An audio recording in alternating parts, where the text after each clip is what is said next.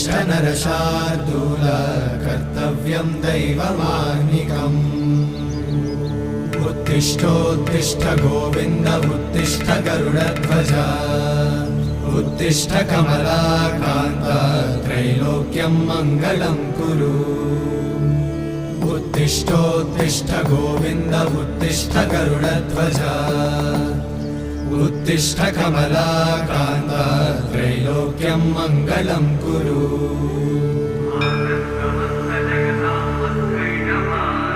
मातः समस्त जगतां मधुकैटभारे